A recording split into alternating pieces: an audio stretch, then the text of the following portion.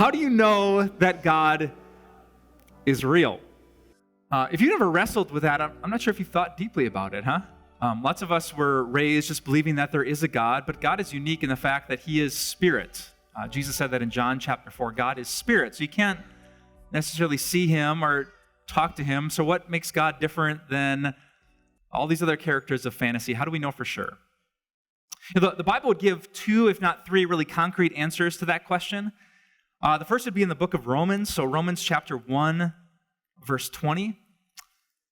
It admits that God is invisible, but it says this: since the creation of the world, God's invisible qualities, his eternal power and divine nature have been clearly seen, being understood from what has been made.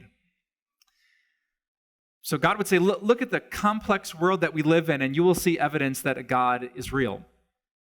Sometimes this is called the watchmaker theory. You know, if you were walking through the woods and you saw a watch laying there in the ground, you would not assume, the winds just blew enough times over the right angles and dirt assembled, and there's a watch. You'd say, no, this is so complex, someone had to handcraft this. And Paul is saying here in Romans chapter 1, if you look at the world around us, if you get pregnant and you see how this child develops and how beautiful and complex it is, if you study the forces of the universe and gravitational pulls and constants and gravity, if you see that the world, like life existing, is this crazy miracle that should never happen, it's so complex that the only logical thing to think is someone must have made this. There must be something bigger than people just like me. There must be a God. And the Bible's second answer to that question actually comes on the next page in my Bible, Romans chapter 2, verse 14. It says that people who didn't grow up with the Bible, maybe they've never read it, they somehow know this difference between right and wrong, which is sometimes called the argument from moral standards or moral absolutes.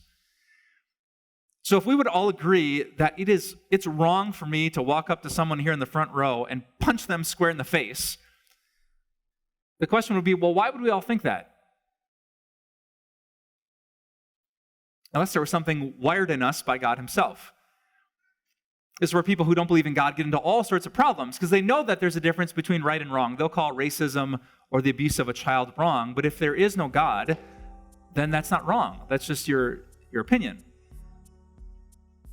But if there is a God who created us, a God who loves what's good and he hates what's evil, then there would be this moral code embedded in our heart. So whether it's the argument from design in Romans chapter 1, verse 20, the argument from our conscience in Romans 2, verse 14, or just the incredible things that God has done throughout history, as in the story of Jesus 2,000 years ago, there's plenty of proof that we're not dumb for believing there's something more than just this world. There is a God who exists.